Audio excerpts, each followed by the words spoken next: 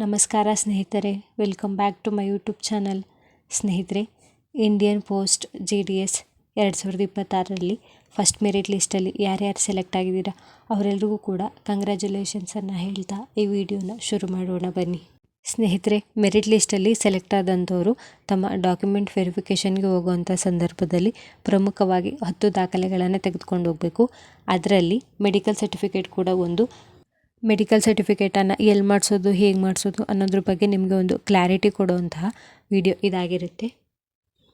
ಸ್ನೇಹಿತರೆ, ನೀವು ನಿಮ್ಮ ಹತ್ತಿರ ಇರುವಂತಹ ಗೌರ್ಮೆಂಟ್ ಹಾಸ್ಪಿಟಲ್ಗೆ ಹೋಗಿ ನಾನು ಈ ಥರ ಒಂದು GDS ಎಕ್ಸಾಮ್ಗೆ ಸೆಲೆಕ್ಟ್ ಆಗಿದ್ದೀನಿ, ಮೆಡಿಕಲ್ ಸರ್ಟಿಫಿಕೇಟನ್ನು ಮಾಡಿಕೊಡಿ ಅಂತ ಅಂದರೆ ಅಲ್ಲಿರುವಂತಹ ಡಾಕ್ಟರ್ಸ್ ಯಾರಾದರೂ ಕೂಡ ಮಾಡಿಕೊಡ್ತಾರೆ.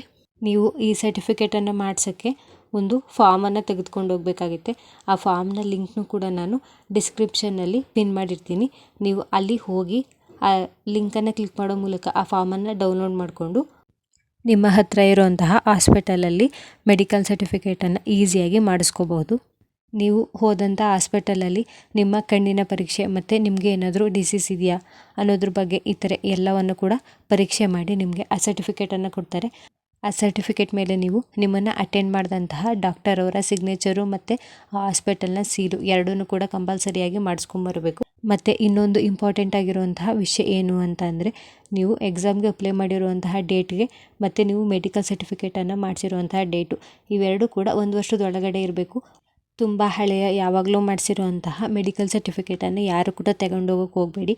ತುಂಬ ಈಸಿಯಾಗಿ ಮಾಡಿಸ್ಕೋಬೋದು. ಅದರಿಂದ ಹಾಸ್ಪಿಟಲ್ಗೆ ಹೋಗಿ ಹೊಸದಾಗಿ ಮೆಡಿಕಲ್ ಸರ್ಟಿಫಿಕೇಟನ್ನು ಎಲ್ಲರೂ ಕೂಡ ತಪ್ಪದೆ ಮಾಡಿಸ್ಕೊಳ್ಳಿ. ಸ್ನೇಹಿತರೆ, ಇದಲ್ಲದೆ ಡಾಕ್ಯುಮೆಂಟ್ಸ್ ವೆರಿಫಿಕೇಷನ್ಗೆ ಇನ್ನೂ ಯಾವ್ಯಾವ ದಾಖಲೆಗಳು ಬೇಕು ಅನ್ನೋದ್ರ ಬಗ್ಗೆ ನಾನು ವಿಡಿಯೋ ಮಾಡಿ ಈಗಾಗಲೇ ನನ್ನ ಚಾನಲಲ್ಲಿ ಅಪ್ಲೋಡ್ ಮಾಡಿದ್ದೀನಿ. ಆ ವಿಡಿಯೋನು ಕೂಡ ನೀವು ನೋಡಿ ಸಂಪೂರ್ಣವಾದಂಥ ಮಾಹಿತಿಯನ್ನು ಪಡ್ಕೋಬೋದು. ಸ್ನೇಹಿತರೆ, ಇದಾಗಿತ್ತು ಮೆಡಿಕಲ್ ಸರ್ಟಿಫಿಕೇಟನ್ನು ಮಾಡಿಸುವಂತಹ ವಿಡಿಯೋ. ನಿಮಗೇನಾದರೂ GDS ಮೆರಿಟ್ ಲಿಸ್ಟ್ ಬಗ್ಗೆ ಡೌಟ್ಸ್ ಇದ್ದರೆ ದಯವಿಟ್ಟು ಕಮೆಂಟ್ ಮಾಡಿ. ನಿಮ್ಮ ಡೌಟ್ಸ್ಗಳನ್ನು ನಾನು ಕ್ಲಾರಿಫೈ ಮಾಡ್ತೀನಿ. ಇದೇ ತರಹದ ಮಾಹಿತಿಗಾಗಿ ನಮ್ಮ ಚಾನಲನ್ನು ಸಬ್ಸ್ಕ್ರೈಬ್ ಮಾಡ್ಕೊಳ್ಳಿ, ಲೈಕ್ ಮಾಡಿ ಹಾಗೂ ಶೇರ್ ಮಾಡಿ. Thank you for watching.